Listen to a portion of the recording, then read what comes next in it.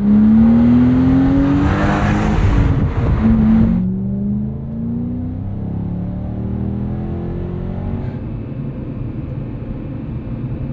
I started uploading to this channel, as you guys know it, in October of 2021, I never thought it would get to the point where it's at now. And this just came in the mail last week, and holding this in my hand right now is just the most surreal thing in the entire world. So before we even get into what we're doing today, I want to thank you guys so much for making this my reality, for making this happen. And I never thought this would be my life. So thank you, thank you, thank you. And without further ado, why don't we talk about what we're doing in today's video? Now, I grew up watching car YouTube, and I never thought that I would have a car collection fanned out like this, like I've seen from big creators like Adam LZ and Throttle House. But this is my entire car collection currently. I've accumulated them over quite a few years.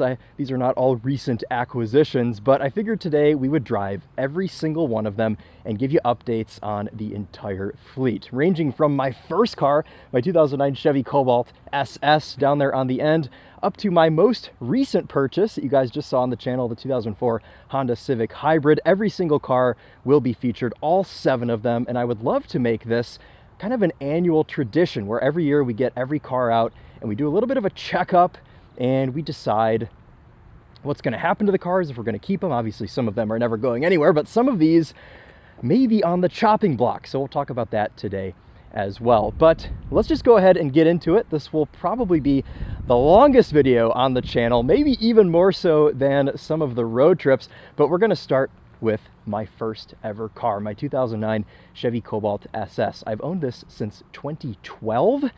So gosh, how long is that? 13 years we're going on of ownership here with the Cobalt SS Turbo, and it's been just fantastic. It's got 58,000 miles on it. Let's go ahead and quickly walk you around this. I think I'm gonna just stick this in the passenger seat. It can ride along with us on the drive today. We've got Emily over here in her CX-30 Turbo. She's the holder of all the keys. She's got the keys for all the cars, and we'll be stopping and seeing her in between each drive. And I figured the CX-30 should be here too. And of course, Emily, because they're both parts of the channel. We love Emily so much. Tell her in the comments how much you love her. Okay, so let's talk specs on this. Under the hood, 2-liter turbocharged inline 4-cylinder engine, 260 horsepower, 260 pound-feet of torque, 5-speed manual, and it's front-wheel drive. This is probably one of the nicest Cobalt SS's left in existence. I was a bit of a weird teenager, and I never modified this. I never drove it in the winter. I basically was a boomer immediately as soon as I started driving, and kept this thing as pristine as I could. SS Topher, that was my plate all through high school, and even when I transferred the title over from my dad's name to my name a few years ago, I kept my same SS Topher plate. This car's been a really good friend. It took me through high school. I went to prom in this car. I drove this car to college, and it's seen a lot of things, a lot of parts of my life, and it means a lot to me. And this is one that will never, ever be leaving the collection. So don't comment, sell the Cobalt, or I guess you can because you have free will, but I'm not going to listen. Got a couple videos on this car on the channel. Only modification on this is a K&N Typhoon cold air intake, which is necessary because then you can hear all of the good boost noises. I really need to clean this engine bay. Should have done that before shooting this. I did detail all of the cars over the last couple of days. I've been quite busy making sure all of these cars are presentable for all of you. But anyway, if we spend this much time on each car, we're going to be here for 2 hours. Let's jump in the Cobalt SS and go for a drive. Ooh, I actually overestimated the mileage. It's only 57,222.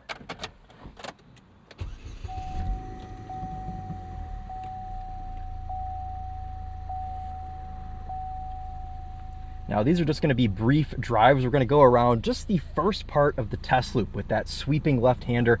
All of you that have been around since the beginning, since the Daily Motor days, currently on Winding Road Magazine, you know that we do that little loop around there. So you will feel right at home in this video. We'll hand the plaque off to Emily when we go and swap keys to jump into the next car, but let's go out in the Cobalt SS. Put the window up here. And into first gear. Our journey has begun.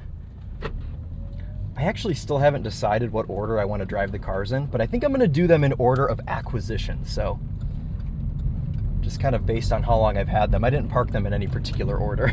just kind of winging this today, so we'll see how it goes, but this, I guess as long as we have fun, it's good. Right, okay, right off the bat, need to note that the rear brake pads on this Cobalt, I made a mistake. I had Keone from Cap's Garage do a full set of brakes on this car last year before driving season because I wanted to get this out. I wanted to exercise it some. And I bought the wrong brake pad composition, or just the wrong brake pads. They're made up of the wrong stuff, and they're track pads. And I have since put regular front pads on it, but the rear pads still make noise, so just... Okay, they didn't make noise that time, but just know that's the noise you're hearing.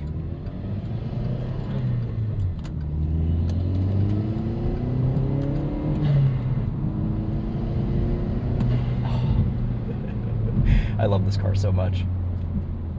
So many good memories in this thing. Lots of good boost noises. And this is back in the day when cars were still light. This thing weighs under 3,000 pounds. And man, did GM throw an airball, as the Gen Zs have been saying lately. I suppose technically I'm a Gen Z, so I'm allowed to say that. But this was it. This was GM's last hot compact. The Chevy Cruze that replaced the Cobalt lineup completely, which there's a Cruze right there. They never made a hot version of that car. In fact, that was the hottest one, just the one with the RS appearance pack.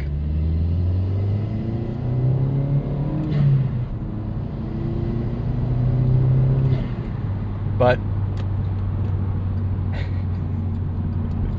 they never followed this car up, and I think there's some poetry to that, because maybe they thought they couldn't match their work for inflating car prices. This car existed during the recession. The Cobalt SS Turbo came out in 2008, peak recession, and it faded out in 2010. This didn't exist for very long.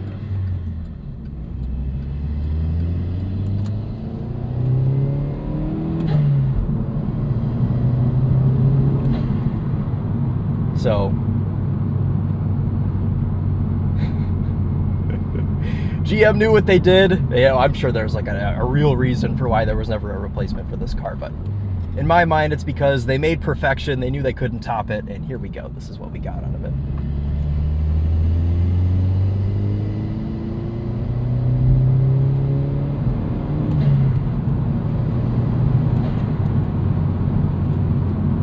Notchy little 5-speed. These got a short throw shifter from the factory, obviously a different shifter than you would have gotten on the standard Cobalt non-SS.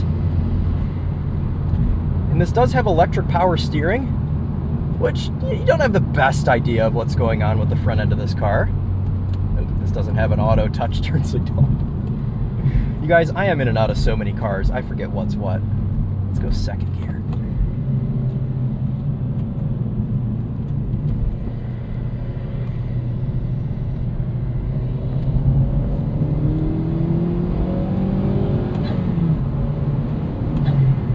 Cobalt SSs were available from the factory with a limited slip differential. This one does not have it.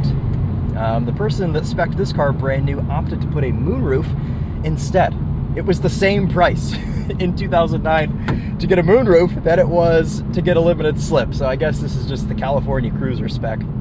But man, has this car just done everything there is to do for me. As a teenager, I bonded with it. It gave me an escape, and it was a fun escape, man. This car was only 3 years old when I got it. It still had a warranty. That's so crazy to think about. It's funny to think actually how relevant this car would be in today's market, because we have cars like the Civic Si, the Elantra N, and Golf GTI, things that are still around, some of which existed back in this era and some of which are new, like the Hyundai N cars, but people love that stuff. Enthusiasts love cheap performance cars, and this was kind of the king of that. The MSRP on this car, when it was new in 2009, I've actually got the window sticker, we'll show you once we stop, but I want to say it was only like 24 grand or something.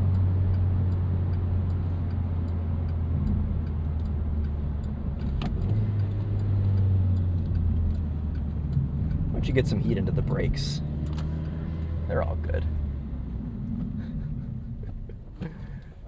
Right. This car also started my love for red cars, this one being Victory Red, of course, with the matching Victory Red interior. This was a bit of a funny one. We just kind of stumbled upon this on Craigslist. Just private party. The guy was selling it. Right place at the right time. And who knew what an impact this car would have? I mean, without this car, who knows if any of these would be sitting here right now, and if I'd even be talking to you all through this camera on my face. So let's get this parked back up. I am excited to see how out of whack this whole parking situation is going to get once I've actually driven a few cars, but we'll try and get this back to the way that it was. Right. Oh, let's get this Monroney out real quick. Here it is. Yep, 24,920. This Cobalt was delivered new to Pinegar Chevrolet Oldsmobile in Branson. So if you're from Branson, leave me a comment. There she is, the keeper of the keys. I actually still haven't decided what I'm going to drive next. I think I'm going to drive the IS-300 next, because I think I'm going to go in order of acquisition. So that's the GS. The Lexus key has been replaced, so it's like a generic Chinese looking key with nothing on it. Reach in your bag of many things. There it is. All right, I'll swap you. Also, I'm going to give you this because I don't want to carry it around every car. Thank you. 1 down, 6 to go. We're going to move on next to the car that brought me through college and the car that introduced me to Japanese vehicles. This was my first ever foreign car that I owned, because after my Chevy Cobalt, and in fact actually during my ownership of that car, the reason I didn't have to drive that in the winter is because I saved up all of my pennies from working at the Ford dealership during the summer and bought myself a 1997 Ford Probe. So that was my daily, that did winter duty. And once that car was all used up, I sold it, used the money from that as well as everything else I had saved over the couple of years that I had been working nonstop, and bought this in 2016. So I've had this now going on, oh my goodness, 9 years I've had this car. That is absolutely nuts. I bought this with 149,000 miles on it. It now has 173,000 miles. So this was my daily through college. I did drive this in the winter. I ran Blizzaks on this car. And then recently I put these BBS wheels on. My friends at Bridgestone hooked it up with a set of Potenza Sports. And actually, I meant to mention that my friends at Kumo hooked up the Cobalt with a set of Exta PS91. So I'm always very well taken care of when it comes to tires, but this car is now pretty much dialed in. There's a couple of things that could use, but this is another one of those cars that I don't think I'll ever get rid of from the collection, and I really would like to film some more stuff on this car because I think it would be one that you would all really enjoy. This car was featured on TheTopher, I believe back in like 2017, 2018, back before I was substitute Topher. Chris and I went out and filmed this together, and it's been on Winding Road magazine. I mean, there's countless videos on this car on the interwebs, but there's actually no video of this car on TopherDrives, but we're going to change that today, and we're going to go for a drive in this, of course. Now, what makes this special? Well, for one, it's quite clean, because usually these are all rotted out in Michigan. This one has actually held up quite well. There's a couple little spots of rust. It's got a little spot on the door handle, and then underneath my Supreme sticker there on the corner of the trunk is a little rust spot, but that's about it. But what makes this the most special, the most coveted, this is a factory 5-speed manual car. Only about 5% of IS-300s were made with a manual transmission, but the most iconic part of this car is what's under the hood. Now, this was not unique to the manual cars. Every IS-300 had the 3-liter straight 6, naturally aspirated, better known as the 2JZ. In this, making 215 horsepower, about 218 pound-feet of torque. Again, probably should have done my engine bays, but forgive me just this one time. Haven't done a ton to this car. I did a timing belt service at 160K, so that was a couple of years after I got it. And then otherwise, it's just needed normal stuff. The only thing that's been a little bit annoying with this is it eats through front brake calipers. If there's any other IS-300 owners in the comments, maybe you can attest to this as well. But I think this is my 4th set of front brake calipers that I've had on this car over the last 9 years. So every couple of years, I have to put front brake calipers on it. Otherwise, though, I mean, same sort of story with the Cobalt. This took me through college. It never left me stranded, and it's just been a really, really good friend. So let's jump in this and let's take it around the block and drive this for the first time ever on TopherDrives. That's so crazy. Problem is, I rent a warehouse with some buddies, and these cars do stay inside, but a lot of the times they're tucked away and it's a bit of a hassle to get them out. So, ooh, you know what? I'm gonna put proof that this car sits a lot. My trickle charger sitting in the passenger seat. Let's throw this in the trunk. Little mechanical lever down there. Haas there in the background. Cummins. Okay. Now let's go drive it. Love the sport pedals on this car.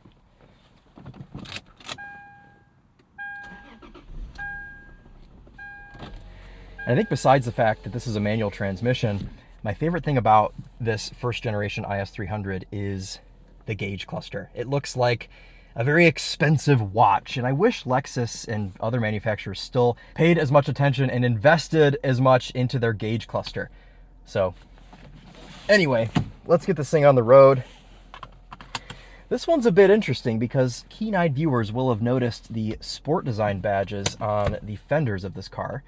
And this is not actually a sport design. The sport design didn't come in white, though there was a sport design in 03. So actually, when I bought this car, I didn't really know too much about these, so I figured it was a sport design. And then I went down the rabbit hole and I was like, huh, this doesn't have dark chrome headlights or taillights, and it doesn't have the special sport design grille, but it does have a full sport design interior. And come to find out, like, I'm like the 7th owner of this car. It's had a lot of owners, but one of the owners before me bought a wrecked sport design IS-300 and swapped the entire interior into this.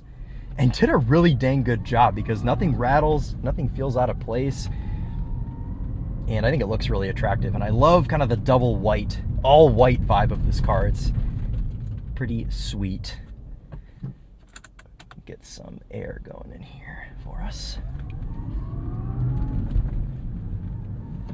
Some of you also will have noticed the little hat that Emily made for my shift knob. This has a Ralco short throw shifter, and it still has kind of the OEM style little metal ball shift knob. Oh dear, appears we may have a turn signal out. Have to check that out once we get back. No big deal. That can be fixed easily.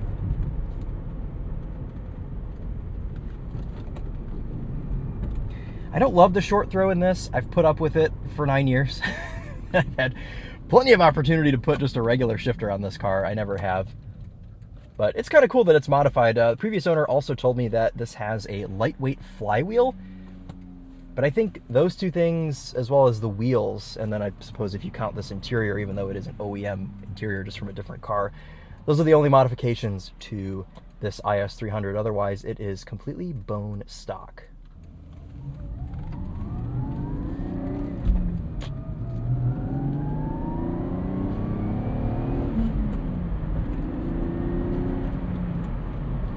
Jump in behind this NA Miata. I think some people probably don't know that I've got my turn signal on. We had to go, something had to be not right in this video with one of the cars. So hopefully it's just that. Hopefully it's just that this turn signal is out.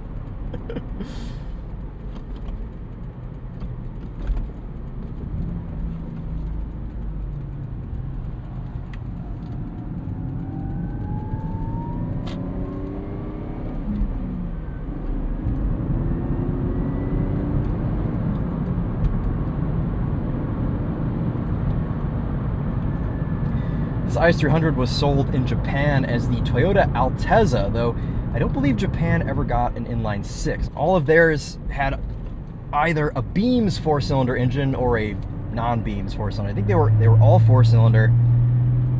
And instead of a 5-speed manual option, they had a 6-speed manual. So same body, same interior for the most part. Of course, theirs being right-hand drive, but powertrains different.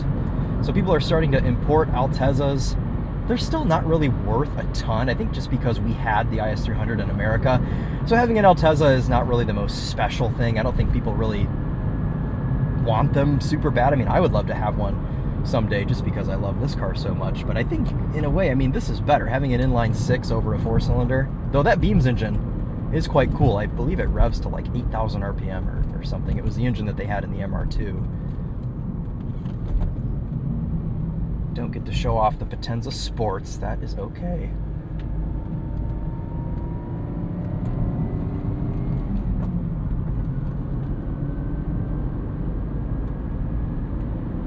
only moment that I can remember in this car where it let me down, and more so I let it down, was I was at school, at college, up at Northwood University in Midland, and we had a really, really snowy night.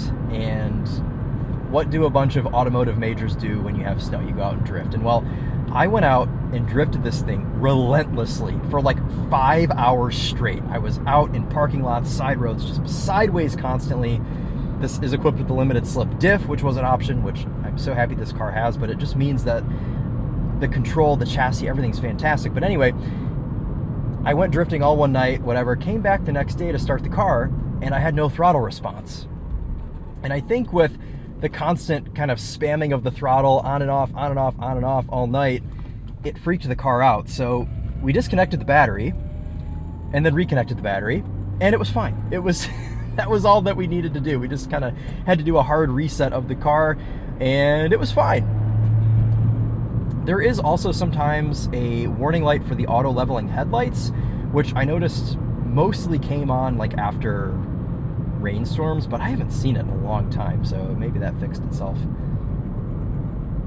To be fair, I haven't really driven this car much in the past like 2 years. It's done a lot of sitting around. But I love the whole setup in this car, the climate control, the cassette deck, the sound system in this car is great. It's non-branded, it's just like the Lexus premium sound in-house thing. But man, I'll tell you what, this did the trick for needing to play loud music as a youth. It's got the deck-mounted subwoofers, 2 of them in the back. There's some comfort to driving this car. God, this 2JZ is so quiet, you can't even hear it when you go for a downshift. Kind of makes it a little bit hard to rev match your gears, and I did consider, obviously, as all teenagers do, I considered doing coilovers and exhaust, and I actually bought a set of 1552 tarmac wheels for this, which I think would have been terrible. I never ended up putting them on. I sold them to my buddy Kyle, and he ran them on his drift car. Who knows where those wheels are now, but again, I'm so happy that as a kid, I kept the cars standard. I've been James May for longer than you guys have known me, and I'm really glad about that, because it just means that all the cars have held up. They're still in their shape of former glory. There you go. 2 down, 5 to go. Let's park the 03 IS-300. And what are we jumping into next? I think the Cayman S? I think that was what we did, what we had next. Also, the goal is going to be to not crash any of my own cars into each other. All right, let's shut this thing off. And please, let me know what cars you guys want to see more of, what cars you're not super interested in, and also ideas for certain cars. I mean, what kind of videos you want to see with them. Okay, out of the IS, let's go get the key to the Cayman S, and we'll take that next. Look at that, you already knew. I heard you say it. Oh, that would make sense. Thanks. All right, moving on now to my 2006 Porsche Cayman S. I got this car in 2019 before they got expensive. These values went through the roof during COVID, as a lot of collector car prices did, but these went, I'll just straight up, I'll tell you what I paid for this, $26,000, I think. And if I were to sell this car today, I would want 40 grand for it. So prices have damn near doubled on these cars, and in some cases they have for 987.2s. This one is, of course, a 987.1, actually the first model year for the Cayman S. This is powered by a 3.4 liter flat 6, makes 295 horsepower, 251 pound-feet of torque. Mine is equipped with a 6-speed manual, though a 5-speed Tiptronic torque converter automatic was available. I've never driven one of those, and I actually really want to, just because I'm curious. And this is rear-wheel drive with no limited slip diff. You couldn't get a limited slip until the 987.2 generation, so starting in 2009, all the 06 to 08 cars were open diff. As far as options go on this car, it's guards red, it's got a natural brown interior. It's the only one I've ever seen with this color combination, so if you have one of these, let me know, but I've literally never seen another guards red over natural brown. We have Carrera Sport wheels, and this is next in line to get a set of tires, because we have good tires on this. We have a Michelin Pilot Super Sport, but They're from 2016, so they're coming up on 10 years old, and I don't love having tires that old. They don't look too bad, but I don't know, I just don't really trust a 10-year-old tire.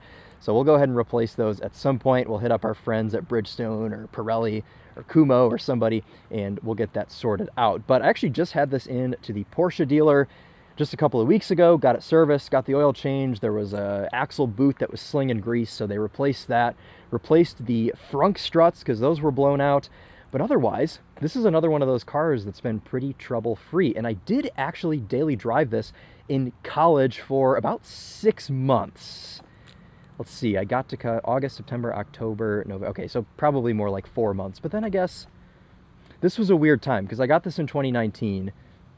And then in spring of 2020, I never went back to college because of COVID. So this was a little bit weird. I would have daily driven this all the way through my senior year of college, but that didn't end up working out. So now, unfortunately, this car does quite a lot of sitting as well. But let's go ahead and jump in and exercise it a bit because this one definitely needs it. Odometer showing 36,248 miles. When I got this car, it had 32,000 miles. So in 6 years of ownership, I've only put 4,000 miles on this car. It's embarrassing. I should drive it more, but I also just cherish this car with every fiber of my being. It's my favorite car I own. Don't let the other ones hear me say that. My window's down. Sorry, IS-300. But it's just the perfect driver's car. And I think if you're still able to find one of these for like 20, 25 grand, how could you go wrong? I mean, it's just fantastic. A lot of issues are blown out of proportion. We'll talk about that once we're on the road, but let's go ahead and start this one up. Comes to life, it's already up to temp. That's good for us. We can let this 3.4 liter flat six sing a little bit. Okay, here we go. This is probably my favorite clutch shifter action out of any car I own. This era of Porsche was just fantastic. Let's get this.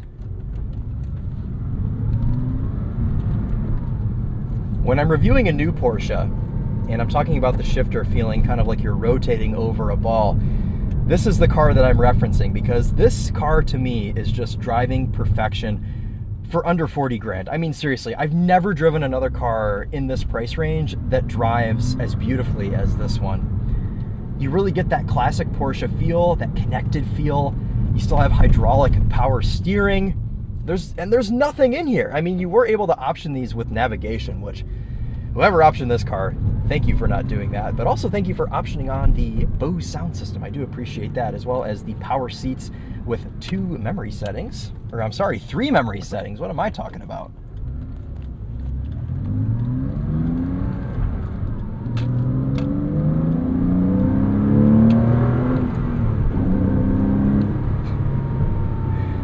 This car also, as far as I know, is essentially bone stock. The gentleman I bought this from in Virginia in 2019, that's right, I flew to Virginia and drove this home, and that's kind of the most miles that I've ever put on this car, embarrassingly, was the day that I bought it. But I know he had a couple of mods on it that he took off before he sold it.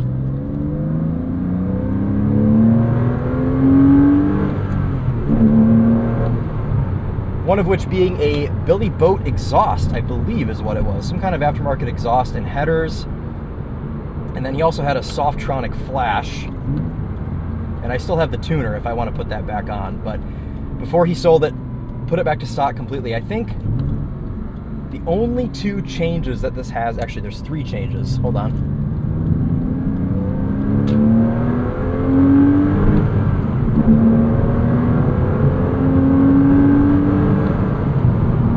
There's 3 changes that this car has. For one, it's got the clear marker lights on the front. 2, it's been debadged. The Cayman S badge is gone off the trunk, though I do have it actually in the trunk if I ever want to put it back on.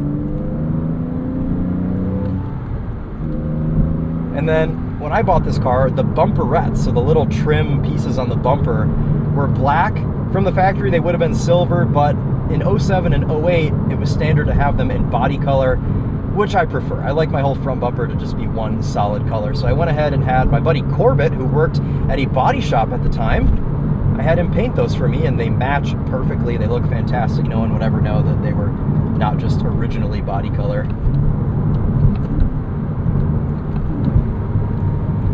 So easy to rev match, just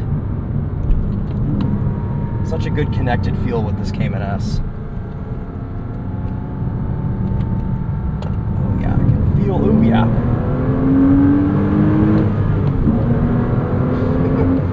Can feel these hockey puck tires going through that corner. Didn't like that. Let's shut her down, and we'll talk about some of the things that people blow out of proportion a bit with these cars. The number one thing being, you guys already know, IMS failure. Now, this was more of an issue on the 986 Boxsters and the 996 911s. For 2006, with the 997 and 987 generation of these cars, Porsche put an updated IMS design in this car. So it's no longer a serviceable IMS. This is sealed within the engine. So you can still replace the IMS with the LN Engineering retrofit kit, but if you're doing it in a 987 or a 997, you have to split the case of the engine. And for cars that have such a low failure rate, with these being 1% of cars have a failure. And obviously that means you have a 1% chance of the IMS failing. But in a way, it's kind of cool that the cars have that problem, because it makes all of the Porsche boomers freak out and not want to buy these. But it means that people like you and I, normal people, can actually afford these, might actually have a chance to buy them. And this is the most expensive car I have in my collection, and I paid $26,000 for it. There's hardly anything on the new market that you can get for $26,000, let alone something like this. I mean, makes a good noise too, just for being stock. Love the way this 3.4 liter sounds.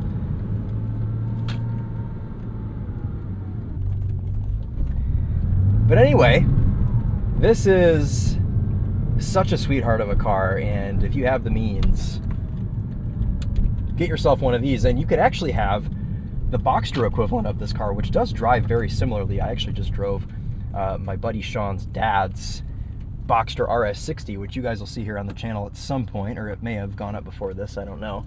And it does drive quite similarly to this, in some ways even better, because convertibles are just fun. We love convertibles. So, and you can have a 987.1 Boxster for like 15 grand.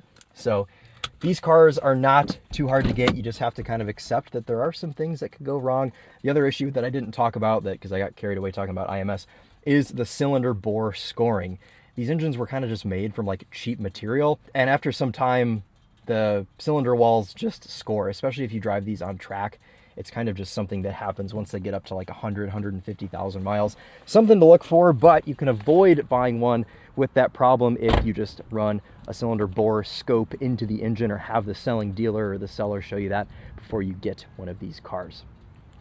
All right, what's next? I believe next up is going to be the 1986 Mercedes 420 SEL. I believe that was next in line for what I bought. This one came in 2021, and what's cool about this car is it was actually the first car I ever featured on TopherDrives as the TopherDrives channel. This channel that I'm recording on right now actually used to be called Driven by Dreams. When I was in college, that was kind of my brand that I wanted to go and do my car reviews and things, but I wanted to simplify it in 2021. I switched the name to TopherDrives, especially since I was working with the Topher. I kind of wanted to fit in with the whole Topherverse, as we're now calling it.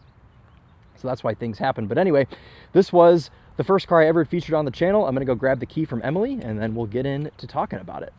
This was one of those cars that I always wanted. I was obsessed with the W126 Generation S-Class. This beautiful Bruno Sacco design.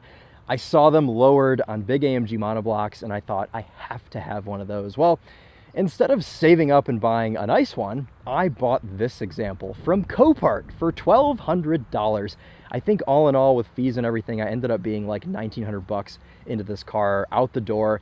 And even with what I've done to it now, I'm only like just over 2 grand into this car. I haven't really sunk too much money into it. And this is probably one that I'm gonna let go of soon, because it doesn't really serve any purpose. It just sits around outside.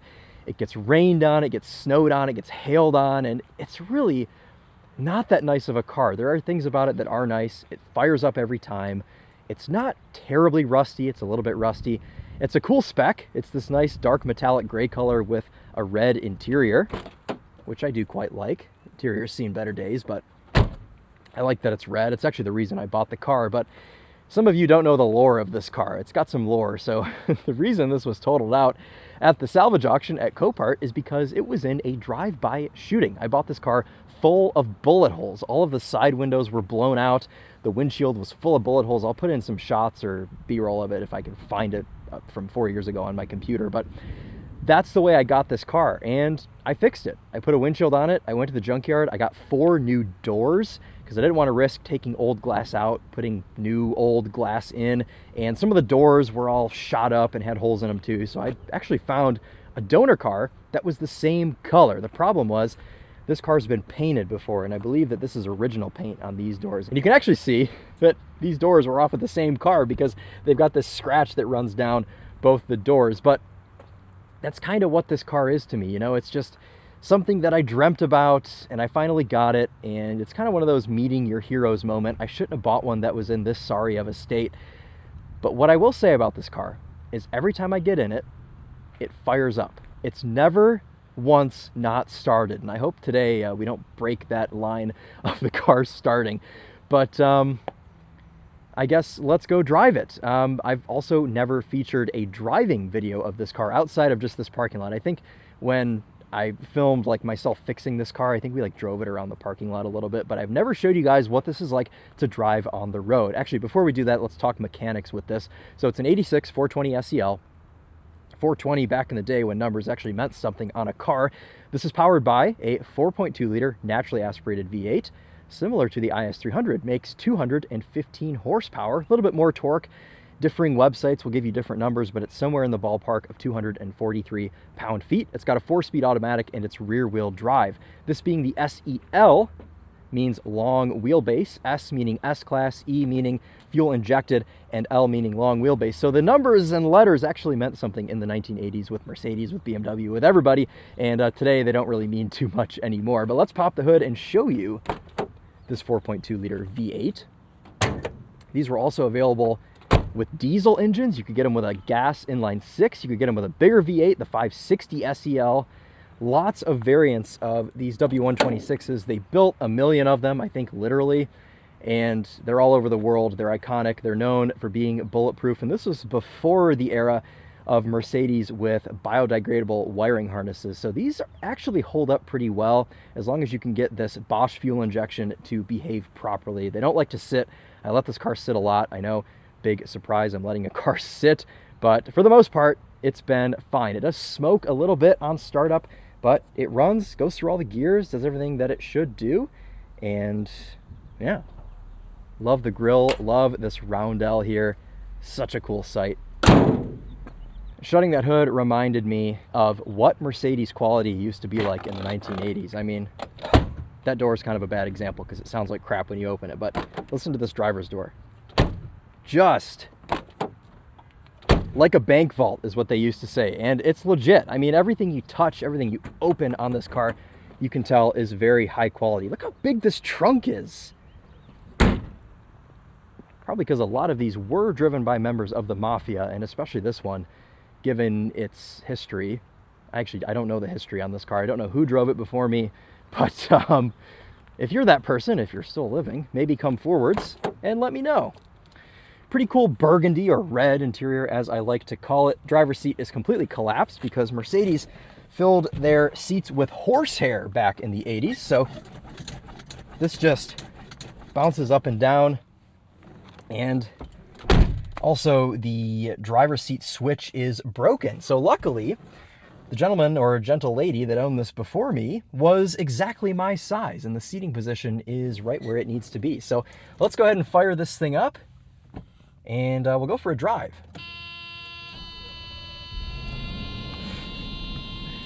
What I say comes to life every time with that terrible buzzer. That is absolutely atrocious. Okay, we're actually gonna do that. I just want to hear this one more time. Listen to this door shut. Couple of warning lights going on in the interior, one being the brake light, but if I put my foot on the bottom of the parking brake, that goes away. So the parking brake's a little bit floppy and it makes that light stay on. Also, we have a bulb warning, which is for one of the taillights is bad or the wiring's bad or something, but I still have 2 taillights, so we're good. And then washer fluid, which could just be because the washer fluid is low. I've never checked. This poor car is quite neglected. But let's go drive it and talk about what that's like. And let me know if you guys want a standalone video on this car, because we simply do not have time today to fill you in on all the lore of this thing. But it drives. I got it to the point where it runs and drives. A lot has gone on behind the scenes with this thing over the last 4 years now. God, I can't believe I've owned this thing for 4 years and never shown it to you guys on the channel other than the first couple of videos 4 years ago. Lots of sounds of leather slapping together in this thing.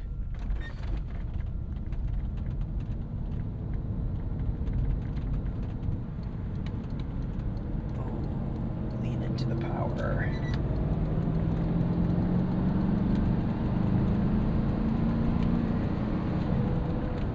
She'll do it though, man. That mirror needs to be adjusted. This car's funny. It's got a manual driver's mirror and a power passenger mirror. Guess you never have to worry about the driver's mirror braking. Doubt, hold on.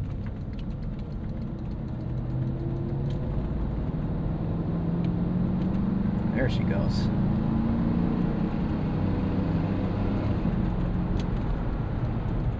I doubt Mercedes was too concerned about cost cutting back in the 1980s, because considering the rest of the way that this car is built, I don't think they were trying to save money with that driver's mirror. So probably just want to make sure it would always work and never break. But anyway, this car drives exactly how you would think it would. It's big, it's floaty, the steering is pretty loose, there's a ton of body roll, it's very slow, but I'll tell you what, this thing feels like it could drive me to Alaska and back, and it would say, "Is that all you got?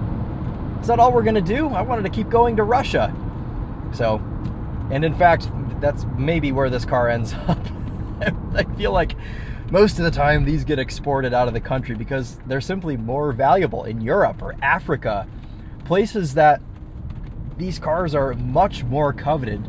Unfortunately, these cars were kind of just thrown away in America. At the end of the day, this is still an S-Class. The kind of people that buy these new just go and get a new one every 3 years and turn their old one in. And then the second and third owner don't treat the car as well, and it just ends up turning out like this one. But I don't know. I don't think I give this car enough credit. It's held up quite well.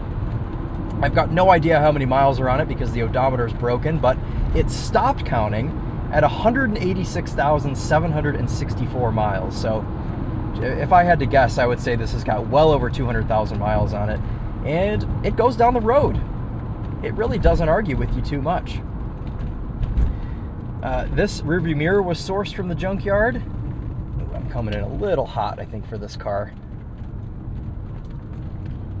I went and got an alignment on this a few months ago, and the nice gentleman at the alignment shop informed me that he couldn't adjust the sway bar because one of the mounting points was just rusted away. Like, not that it was so rusty he couldn't adjust it, it was that it simply did not exist anymore. So there's some rust going on under this car, but it's charming. it's really cool. But if you want a somewhat decent driver spec W126 S-Class, as you can see, runs, drives, goes through all the gears with no problem, here you go. Lean it in. And lean it. Oh my goodness. Actually falling out of the seat. I mean, look at the seat. You've got just absolutely no support left whatsoever. Oh, also I put this steering wheel on. In 1986, Mercedes put this hideous polyurethane wheel on these cars that like twists and gets all soft and rubbery. But I sourced this leather-wrapped wheel off of an 87 420 SEL, so one model year is all the difference that it made, and it fit on here with no problem. So, it wasn't too hard to take off, and I think I paid $6 for it at the junkyard, so worthwhile upgrade for this unit here today. sits here, it idles. I had to put this new glove box on it because the old one had a projectile go through it. This armrest has seen better days. All of the trim is falling off on the inside. None of it is down where it should be. None of the power windows work. Well, sorry, I shouldn't say that. The driver's window goes down, but it then does not come back up. So I learned my lesson the hard way on that one. That was a very stressful evening trying to get that window to come back up. But it's beautiful, it's elegant. It's kind of a shame to see this car in this state, but I've done my best to kind of bring it back to its former glory. And I hope the previous owner is proud of this if he sees it or she sees it. Or even if they see it from the afterlife, perhaps.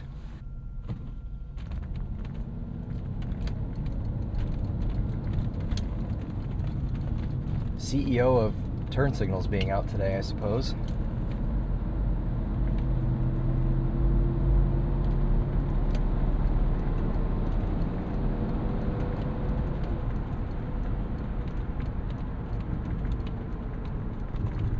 Brake pedal feels nice. Lean it in, sailing a ship. This has a set of Westlake tires on it, which is a brand that I've never heard of, but they do the trick. They're fine.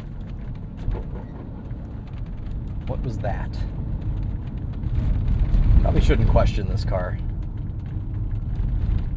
It's gonna show up in the night and kill me.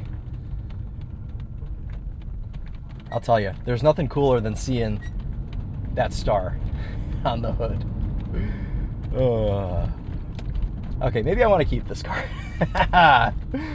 What do you guys think? Should I keep this one or should I sell it? It just kind of sits around, but maybe we could make some more content with this thing. I think it would, that's a noise. I think it would just keep on going with no problem.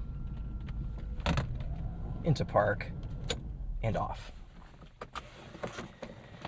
All right. I just like operating the doors. Oh, this is one of the spots where Ann Bullitt entered. I reused this door panel on purpose because I thought, we got to leave a little bit of the car's heritage. I think that's the only bullet hole that's still here. I think I fixed all of the other ones, but I like having one. Yeah, this is a Westlake tire on a 205 70R15. This is back when luxury cars actually had some sidewall, and that doesn't go unnoticed. The ride quality in this thing is fantastic. Like I said, it's like sailing a ship.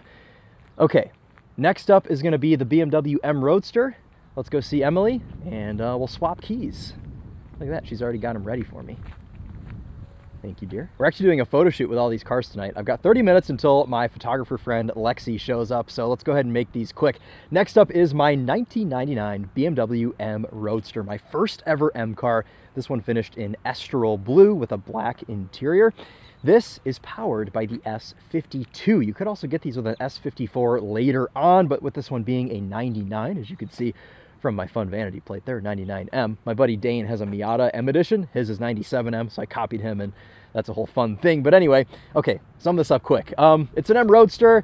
These are not super sought after. I bought this car for $9 grand, and I've put another like 4 into it, so I'm like $13,000 into this car, which is probably about what it's worth. 3.2 liter inline 6, makes 240 horsepower, 236 pound-feet of torque, but this one has some Dynon goodies. It's got a Dynon intake, a Dynon exhaust, and a Dynon Stage 1 tune. So this should have somewhere in the ballpark of like 260 horsepower, 250 something pound-feet of torque, and the fact that it only weighs like 2,800 pounds, it rips. It might actually be the fastest car I own. I think it's faster than the Cayman S.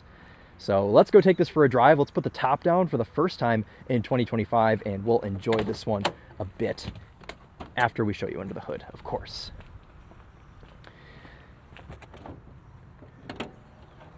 There you go, the S52. Surprise, surprise, I didn't clean the engine bay. Didn't consider that. But then you've got the little Dynon chip over there on the left. You can see Esterol blue there on the strut tower. And I love these Z3s with the clamshell hood. I think this is one of the most beautiful cars that BMW ever made.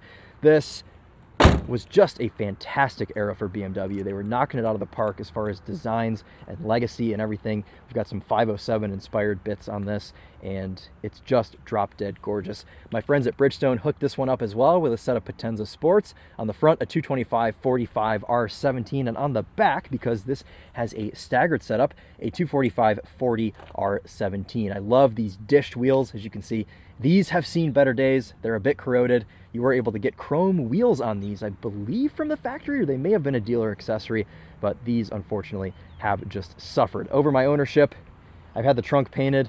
Not really too much else on the outside, so we can talk about the rest while we're driving. Let's fire this thing up and hope the top still works. I haven't tried it. It's a power top, so you never know. Fires right up.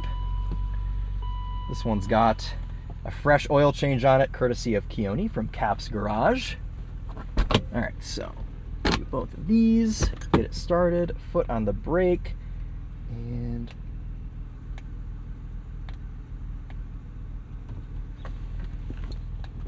there it goes. Just had to help it a little bit.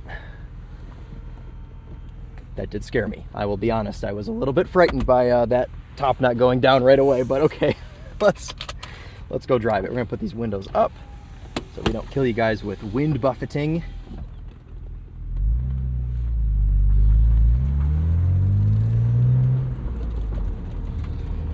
This is one of those cars that kind of fell into my lap. I bought this in 2022, and I didn't buy it to keep. I actually bought it to flip, because at the time these were actually worth a little bit more than they are now. I thought, well, I'll buy it, I'll film a couple videos on it, and then I'll get rid of it. Well, the problem is I love convertibles, and I don't think I can be without one anymore, because this is such a fun escape for Emily and I to go out after we've both had a long day. She gets home from work and she's like, I just want to go for a sunset drive. And I say less. And we go out in the M Roadster and just have the time of our lives. So it's hard to kind of think about letting this one go, but at the same time, I don't know if Emily's still watching at this part of the video, but I really, really want to get a Boxster for Emily with a PDK, something that she can enjoy as well, and it would still give me that convertible experience. And I think it would serve the same purpose.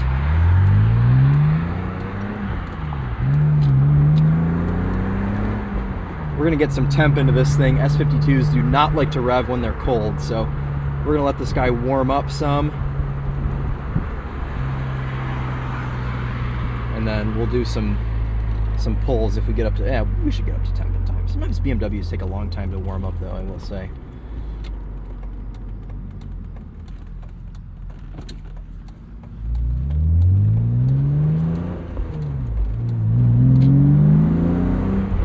So when I bought this in 2022,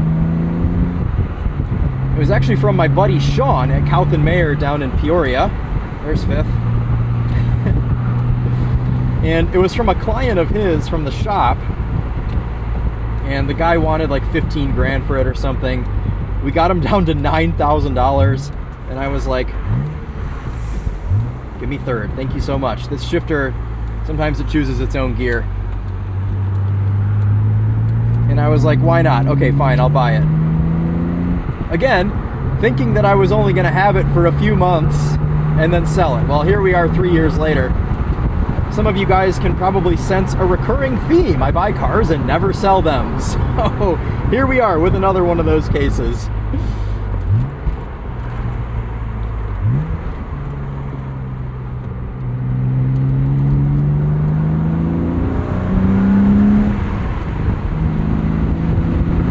Car is really quick.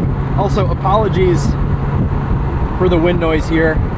I left my earmuffs in a Miata press car, and I'm hoping they make their way back to me. But you know, it'll cool the GoPro off a little bit, I guess. But all right, let's talk about what I've done to this car while I've had it. So immediately before I even picked it up, I had my buddy Sean do a fresh clutch. So this clutch has only got, when I bought this car, it had 103, so I've put 3,000 miles on it, or maybe I had 104, I don't remember. So the clutch is very, very fresh, and this is just, oh my gosh, the chassis on this car is unbelievable. just fantastic. We should be up to temp to do one little spirited pull up here. But, okay, so clutch, I had him put this set of tires on it. I had Bridgestone send them straight to Illinois.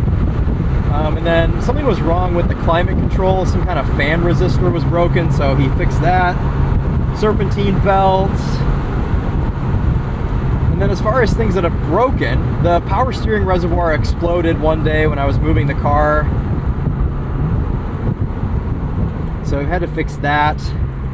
Oh, the seat bushings. Those have been fixed since the last time you guys saw this car. Is it up to temp? Yeah, that's good enough. Yes. Definitely my fastest car. Yeah, this thing rips.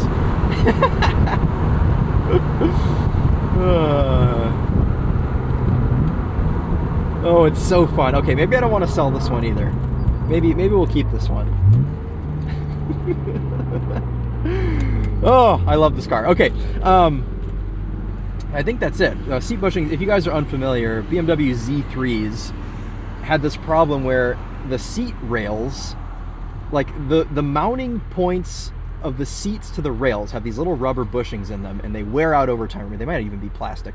They wear out over time, and then you have your seats sliding back and forth. Only about ½ inch, it's very slight, but it's a bit irritating when you're coming in hot to a corner and your seat position changes. The Topher used to joke and call this a dynamic seating position in this car, but finally sucked it up. I paid Keone from Cap's Garage to put some seat bushings in this, which I think the parts were like $4 or something super insignificant, but then it was like 5 or 6 hours of labor to pull the seats out and do that job. So paid a pretty penny to do it, but I think it was worth it in the end, because now I feel more confident driving this car and don't have to worry about the dynamic seating position, as we call it.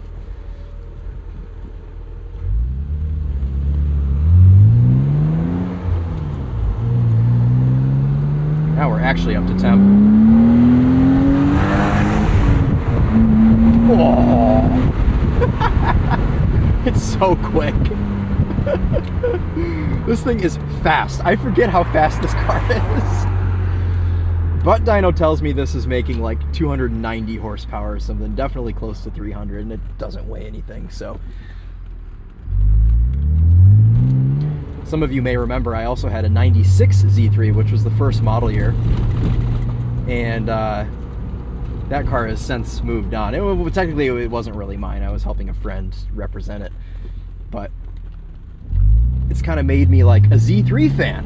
I'm like a Z3 guy now.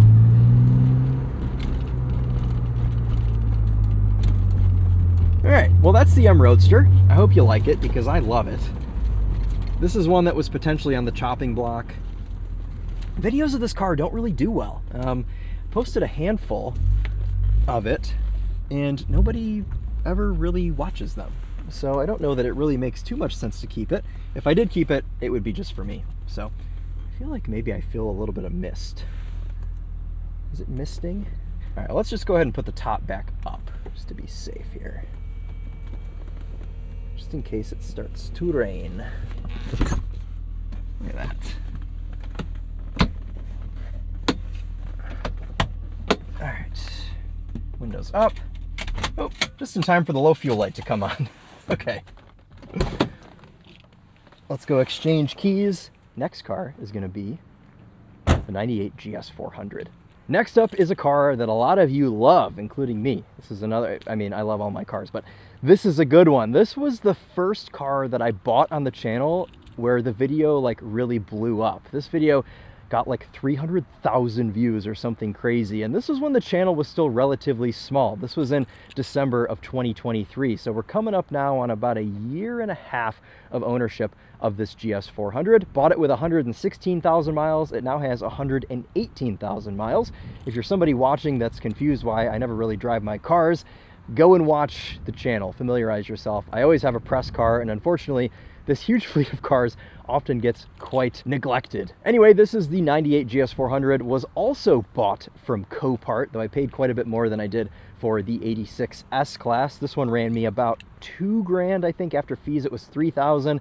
And then I spent another $3,000 fixing it. So I'm about 6 to 7 grand into this car at this point, which in my opinion is a little bit too much, especially considering how not great the front end came out on this car as far as paint goes. I had a silver front end initially from a parts car, and then I had the panels painted, and they just really don't match that great. I mean, to the untrained eye, I don't think anyone would notice, but I'm a little bit particular about my cars, and I'm not thrilled with the way that looks. So let's actually not even stand around the front of the car because it bothers me. But the main purpose of this car, which is hilarious for a rear-wheel drive sports sedan, was to be a winter beater, which is why it has Blizzaks on it from my friends at Bridgestone. This one being a 215/60R16 squared setup. These are actually GS300 wheels that I got off the same parts car that I got the hood and the bumper and everything from. Lots of videos of this car on the channel, so I'll link those down below. You guys can go and see those. Any video I have on a personal car, I'll link it in the description. You guys can get some more info on them. But I fear we are running out of time. Let's quickly pop the hood. This is a great car. It makes a good noise. It's got a Megan catback exhaust, which I just fit recently. And under the hood, an iconic engine. So iconic that this is certified to run in airplanes. I believe I'm not mistaken in saying that. The 1UZ naturally aspirated 4-liter V8, 300 horsepower, 310 pound-feet of torque.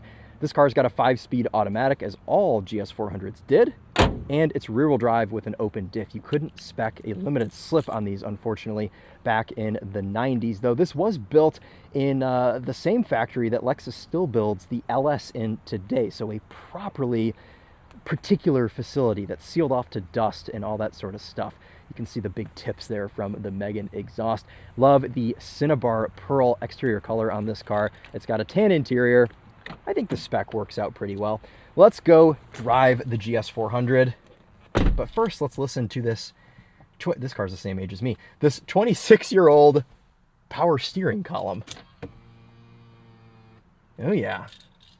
My buddy Stu put this little Lexus keychain on here, which is not a GS, it's an LS, but I think it's cute.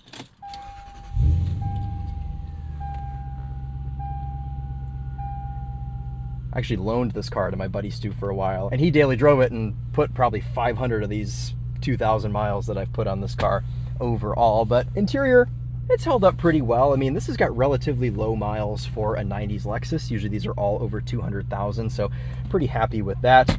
Usable center console, heated seats, Nakamichi premium sound system, which I know in 1 or 2 or maybe even all of my videos I have done a sound system test on this, so that does exist.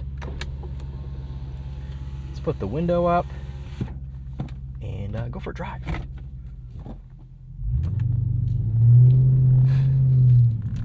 This car is always so eager to go. Very quick throttle response, and honestly, the biggest surprise with this car was how kind of sporty it is. The ride is pretty firm, the steering is heavy.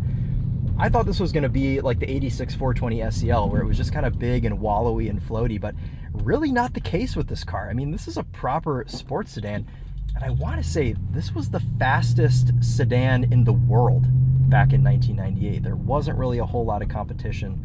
This was before, you know, M cars and AMGs and hot Audis and things were mainstream. I really should just shut up for most of this one so you guys can hear this wonderful 1UZ.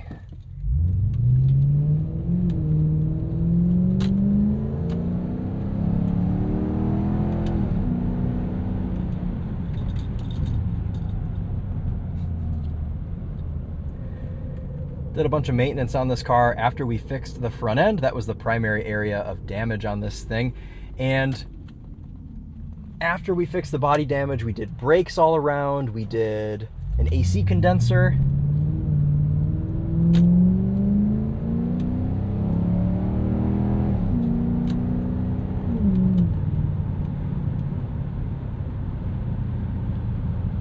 And it all came together in just a beautiful fashion. This has been a great car. You never really know what you're gonna get from a Copart auction, especially when you don't go and look at the car in person, like me, because I'm an idiot, and even though this car was 20 minutes down the road, I didn't go look at it in person. But I got very lucky with this car, and it showed up. It looked exactly like it did in the pictures.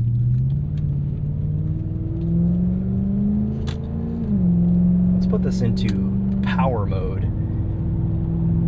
But anyway, no, it's been a really good car. It's needed minimal things.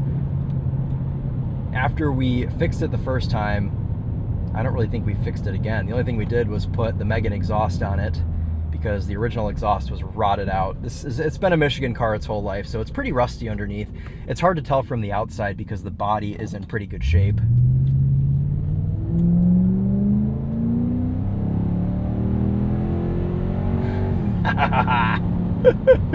Oh, it sounds so good. It's pretty quick. This is actually the most powerful car I own. 300 horsepower. It's the first car I've ever owned with over 300 horsepower, or 300. I guess it's not over 300, it's right at 300, but I've never really been a guy that's like chased cars for speed. Like, I've always just liked driving. I don't really care about going out and going 170 miles an hour up the left lane. I just want to drive and enjoy. This is a good car to do that in. So let's go manual mode, because yes, this car has manual and paddle shifters, shift buttons rather.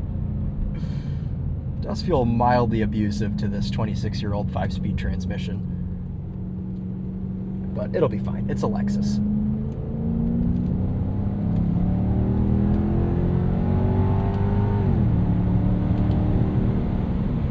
Shift up buttons behind the steering wheel, shift down buttons in front of the steering wheel. This car makes a hell of a noise when you bounce off the rev limiter. I'll put in a clip of that right now from the outside.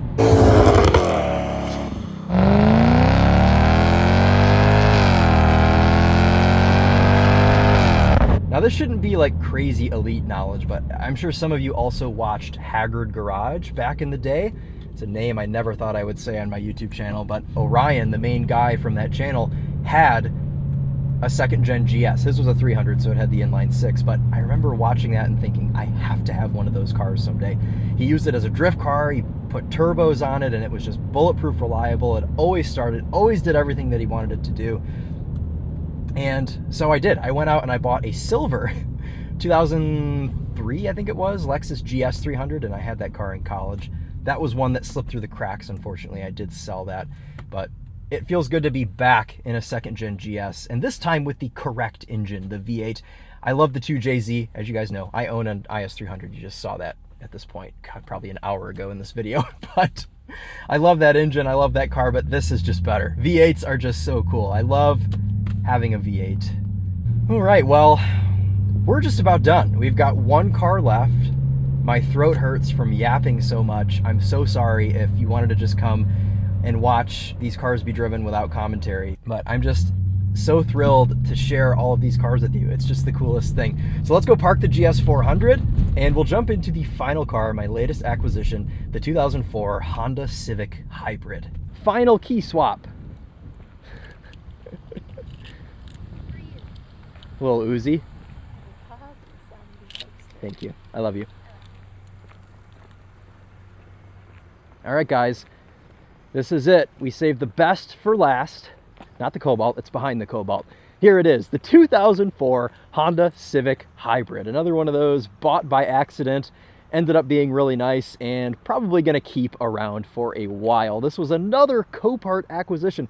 3 out of 7 of these cars were bought from Copart, which I kind of like because A, you don't have to deal with the general public, and B, if it's a local car, you pay them $60 and it shows up the next day with the keys in it. So it's just very, very convenient. But anyway, this was a California car its entire life. Up until 2023, it came to Michigan, and like 6 months later, unfortunately, the previous owner of this car hit a deer, smashed the passenger fender, passenger rear door, and passenger mirror.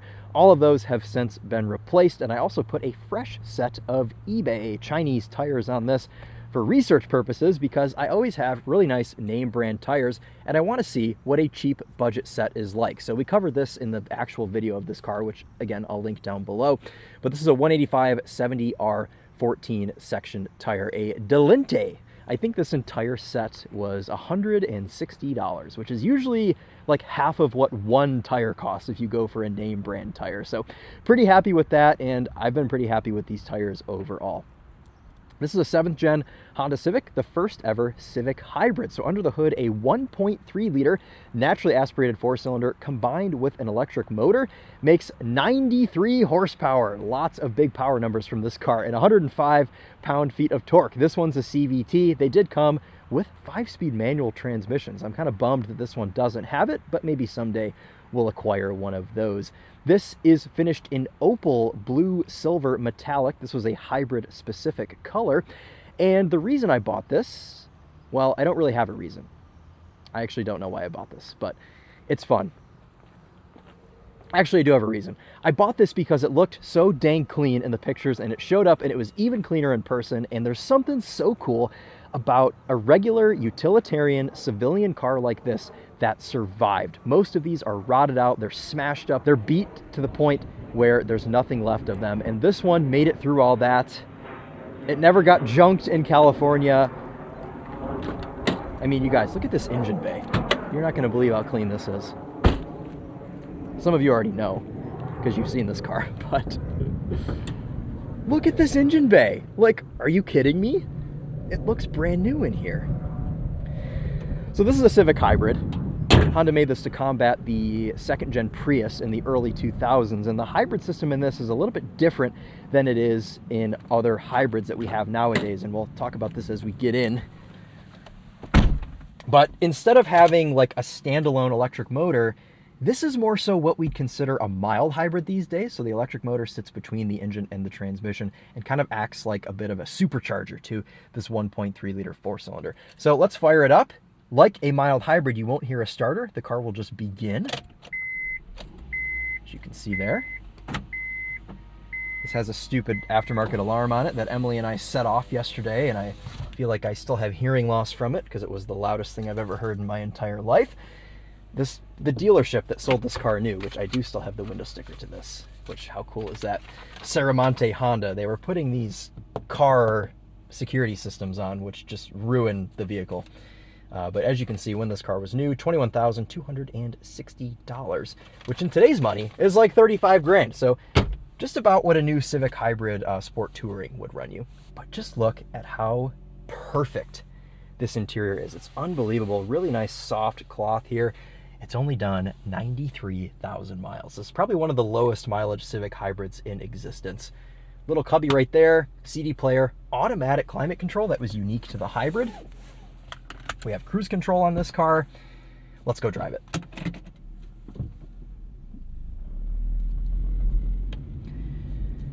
As mentioned in the walk around, this has a CVT, which is the less desirable of the two transmission options in the Civic hybrid, but it kind of gives me a bit of a benchmark to compare this against new hybrid cars, because this is the setup that you usually get, 4-cylinder hybrid with a CVT. This even has auto stop start, which I don't think is going to do much today. There's my photographer, Lexi, coming in. We'll meet her back there in about 10 minutes, give her plenty of time to get set up. But it's just interesting to me how modern this car still feels. And this one, of course, has been really, really well kept and looked after, as we've stated a million times already. Oh, it just did an auto stop there.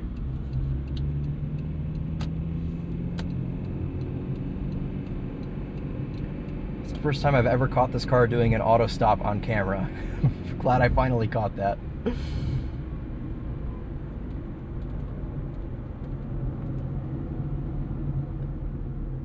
Very small, very nimble little car. I mean, it is still a 7th gen Civic at the end of the day.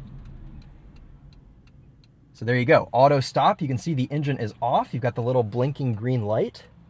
And then when I take my foot off the brake, it comes back.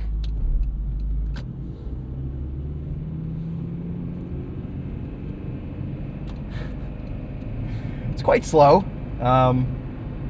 You gotta really get into it to get anything out of this car. But it won't argue once it's up to speed. Once you've got that momentum, you are good, because it's so light. It only weighs about 2,800 pounds. Let's see what these Delentes can do around a corner. Yeah, they don't complain too much either.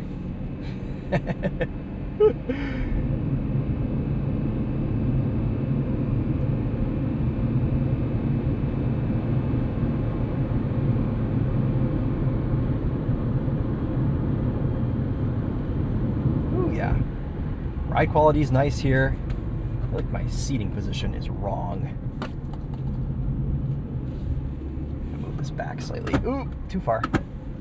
There we go, that's better. Fully manual seat, of course.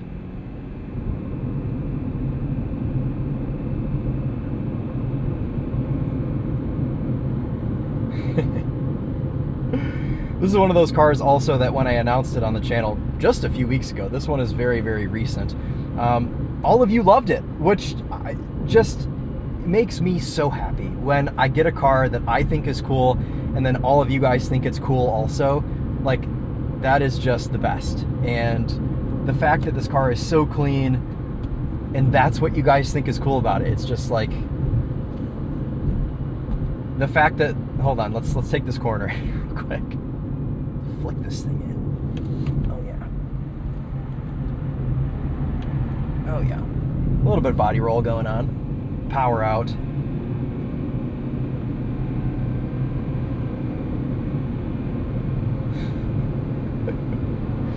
This CVT keeps this revved pretty low unless you're at 100% throttle.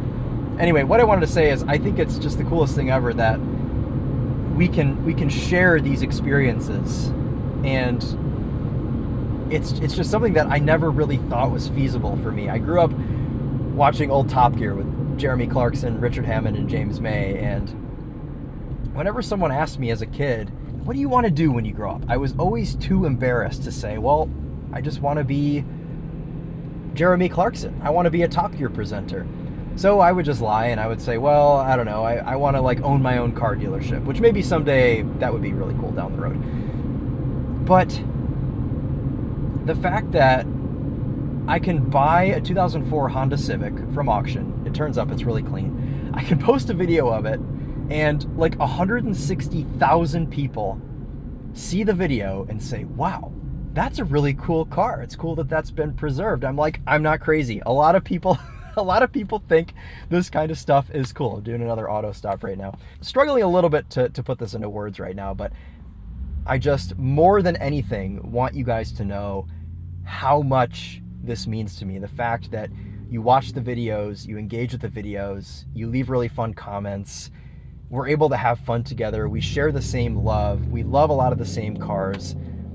It's just like, it's beyond my wildest dreams that this is what I get to do. Thank you so much. I don't know what else to say. I guess there's not really anything else to say, but we're gonna pull this Civic Hybrid back into the main lot with all of the other cars. We'll walk around the loop one last time, and well, that'll be it for this one.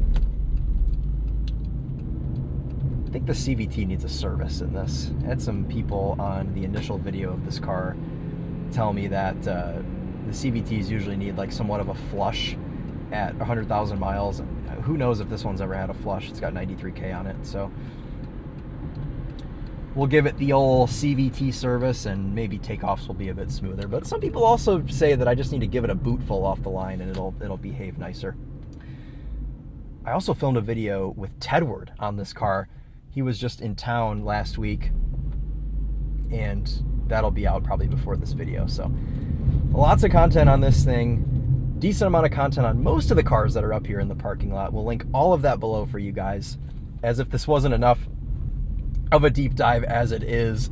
But let's go ahead and pull up over here. My friends Corbett and Lexi are over here. They're going to be doing my photos today, so we'll say hi to them as well. But just so I don't have to be sappy in front of them, thank you guys from the bottom of my heart so much for making this possible. And yeah, this is just the coolest thing ever. So let's wrap up. Let's park the Civic Hybrid.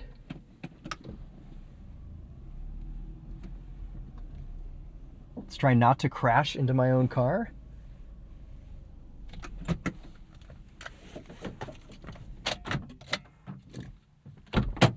Alrighty guys, well, let's walk you around one last time. Every car, Civic Hybrid, M Roadster, GS400, 420 SEL. Oh man. This is the first time that all of the cars have ever been together. I'm also just realizing that. I've never seen them all in the same place like this before.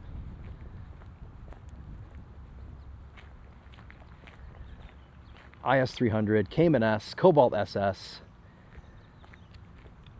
All right, cool. Well, that's going to do it for us today. Thank you guys all so much for watching and for your support over the last 4 years. What is it now? Like 107,000 subscribers or something like that.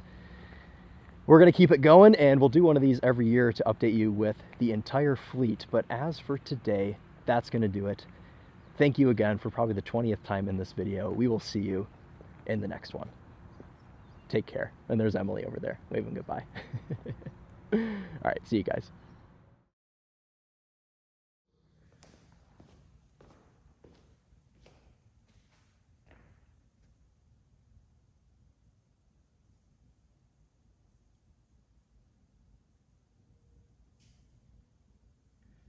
Hello and welcome to what is my latest attempt at resurrecting this automotive YouTube channel.